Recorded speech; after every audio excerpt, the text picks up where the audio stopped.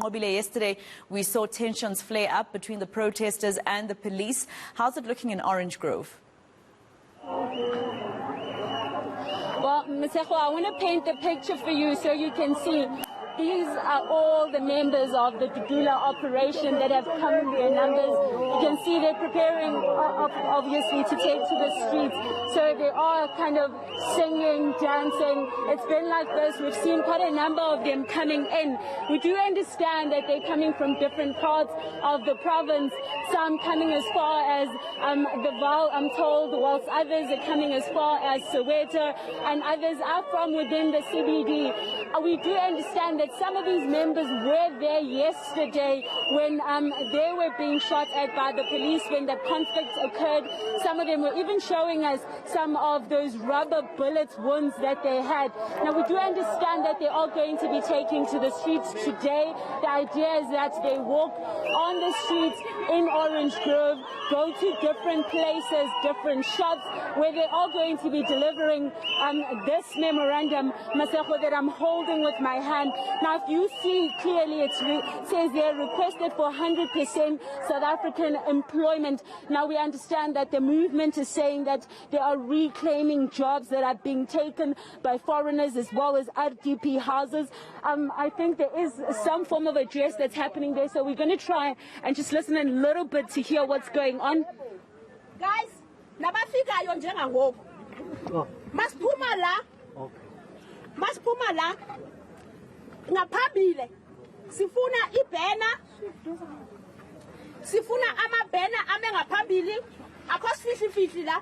If ufuna ubonakala funeka ubonakale phaya emquqwini enjalo phaya ngaphambile sifuna ama leader kuphela. Yes, we've got leaders.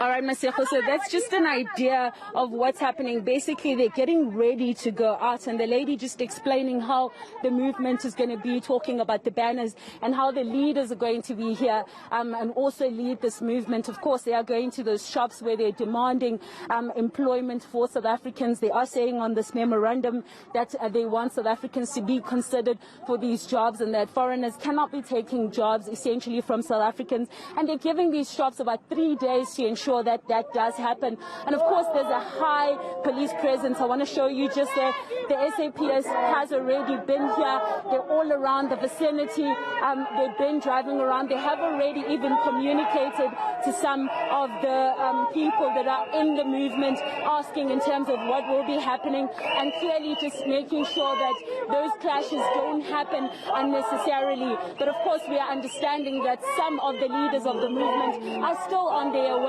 and more people are arriving. We've seen taxis, we've seen private cars as well coming in, motor vehicles dropping in some of the people. We do understand that they'll start from here and they'll move onto the road and come back here. But the idea is to ensure that they deliver these memorandums to the shops that are in the area.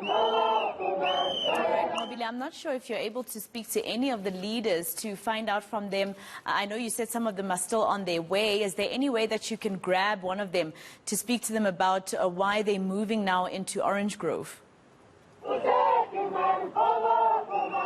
Well, from my understanding, Maseko, having spoken to them and asked for that, they're saying to us that they speak in a unified voice and therefore they will be waiting for the leaders that, in our understanding, are moving from Soweto to here. And those are the guys that are going to address us, and they're not at liberty to speak to us, but they did just tell us that they are going to be here and they'll move and they will come back to here.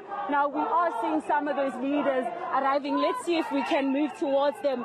We are seeing those leaders moving. Now, you'll remember my colleague Dudula spoke to Nhlanhla Lux yesterday when they were in Hillbrow. Let's see if we can try and get those answers from him. We see that he's just arrived.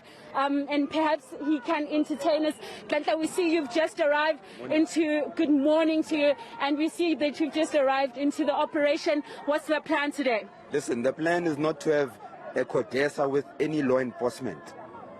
We are here for simple operations. We are South Africans. We can walk wherever we want in South Africa.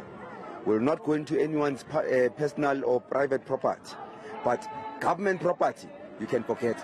If there's 14-year-olds being used as prostitutes in being kept as prostitutes. It's a lie. It's a hospital.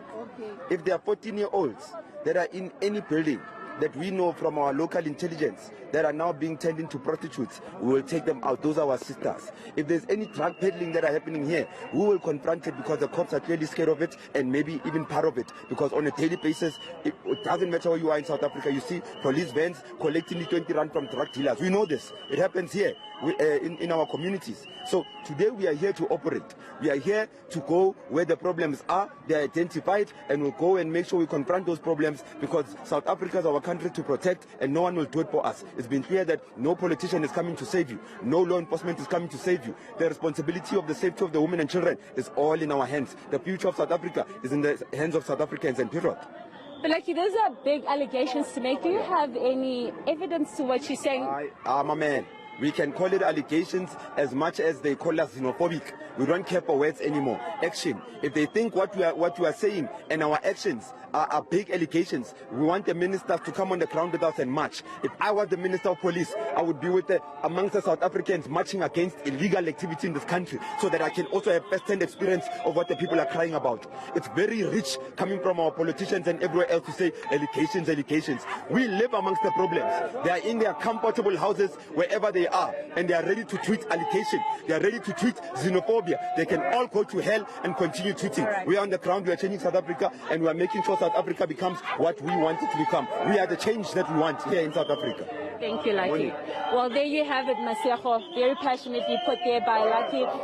He's saying that they are taking to the streets to see those problems that they are saying they have heard and seen in the community. All right, or rather, Nqobile Madlala, apologies for that, out for us in Orange Grove.